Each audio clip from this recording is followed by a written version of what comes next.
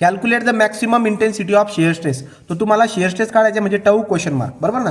Share स्ट्रेसला काय बोलतो आपण, tau. And angle of twist, angle of twist म्हणजे theta question mark, theta question mark.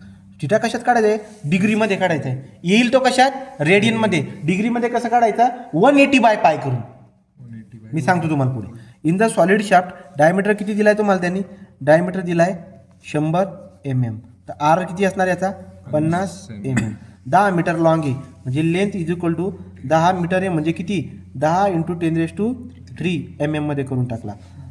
Transmitting power, power किती transmit होते, power is equal to 112.5 kilowatt म्हणजे 112.5 × 10⁻³ watt. Okay. At 150 RPM. RPMचा meaning काय होतं बाळांनो, N is equal to 150 RPM. जी किती दिलाय तुम्हाला, तो जी दिलाय तुम्हाला 82 kN/mm². म्हणजे काय, 82 किलोचा अर्थ काय होतं, 10⁻³ Nm/mm².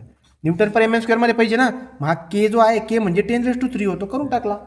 तो सगळा गिवन डाटा लिहून टाकला. आता बघा तुमच्याकडे जी आहे, थिटा आहे, टाऊ आहे, सगळे की नाही. मग तुम्हाला काय करावं लागेल, दोघं फॉर्म्युले वापरावे लागतील. ओके. मग कसा बरं का फॉर्म्युला काय पहिला, T/J G theta by L. इकडे काय, T/J टाऊ/r. चालेल, दोघं फॉर्म्युले वापरा.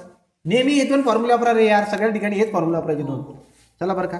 आता हे फॉर्म्युले वापरायचे पण तुमच्या लक्षामध्ये काय येईल बरं का, की पहिले त्यांनी पॉवर दिलेली, त्या पॉवरवरून तुम्ही टॉर्क काढा. काय काढा, टॉर्क. मग आता मी तर बाण मारून टाकलेला आहे, पण तरी आता आपण काय करूया, पहिले हे बाणं जे मारलेत आपण, हे खाते इथंच राहू देतो.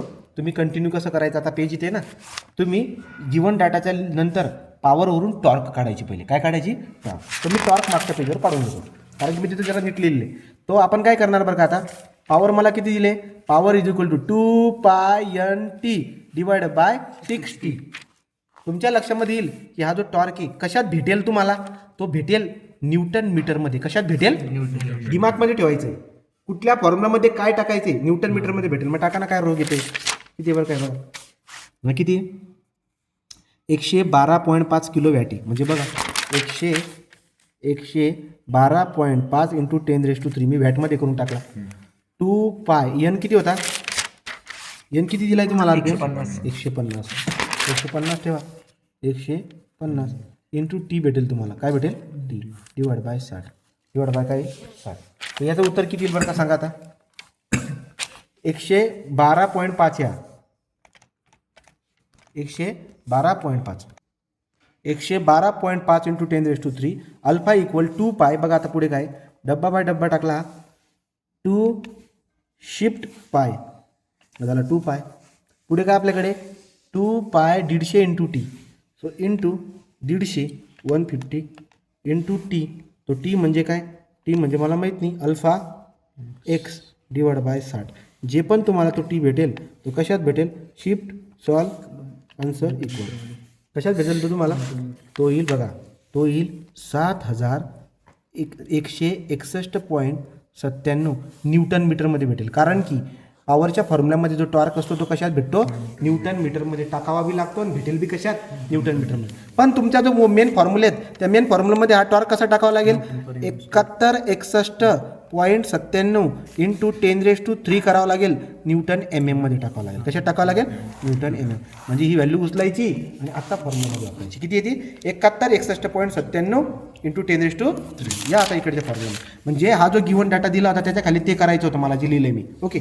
मग बघा आता काय, टॉर्क 7161.97 × 10⁻³ डिवाइड बाय जे किती आपला, पाय बाय किती, पाय बाय 32 D⁻⁴. मग डी किती दिलाय तुम्हाला, 100. तर 100⁻⁴ इज इक्वल टू जी किती दिलाय, 82 × 10⁻³ कारण की किलो होता, याचा न्यूटन mm² मध्ये करायचा असतो. तो 82 × 10⁻³ बरोबर. इंटू थिटा मला माहिती नाही, तो भेटेल तुम्हाला कशात भेटेल, रेडियनमध्ये. कशात भेटेल, मागचे सगळे व्हिडिओ बघा, तुम्हाला सगळं कळून जाईल. लांबी किती आता, 10 × 10⁻³. शिफ्ट सॉल्व आन्सर व्यवस्थित करा आणि मला सांगा थिटा किती येईल. जो येईल तो कशात येईल, रेडियनमध्ये. जो येईल तो कशात येईल, रेडियनमध्ये. पण त्यांनी तुम्हाला कशात काढायला लावलंय, डिग्रीमध्ये. ते कसं करतात सांगतो.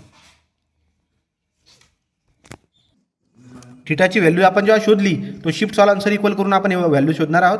हे किती येणार आहे, 0.088 96 एवढं आन्सर देऊन टाकले. ठीक आहे. हा कशामध्ये येईल माहिती आहे, हे जे आले हे रेडियनमध्ये आले, पण तुम्ही जर वाचलं वरती तर त्यांनी काय म्हणलं माहिती आहे का, इथं म्हणलेलं आहे find the angle of twist produce in degree.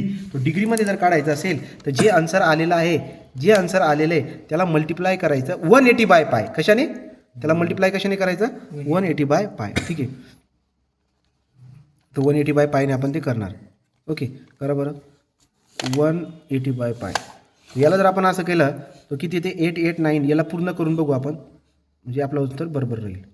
0.08896 8896 180/π. किती आन्सर येईल बघा, ते ते 5. Theta is equal to 5.097 degree. आलं का, थिटाची व्हॅल्यू काढून झाली. एक बाजू झाली, इकडची बाजूला आहे.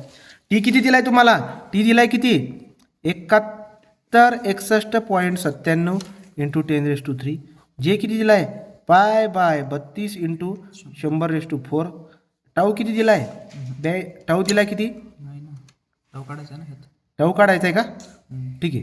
तो टाऊ सॉरी हा जी आहे, टाऊ आपल्याला काढायचा आहे, तो टाऊ आपल्याला काढायचा आहे. आर किती दिलाय, आर दिलाय 50. आर किती दिलाय, तर तुम्ही शिफ्ट सॉल्व आन्सर इक्वल करून सांगा मला टाऊ किती आला. हे कॅल्क्युलेटरमध्ये टाकायचं, शिकवलंय परत परत तेच करण्यापेक्षा तुम्ही सोडवा आता आणि सांगा मला टाऊची व्हॅल्यू किती आली. हा आपला 9 मार्काचा क्वेश्चन होऊन जातो.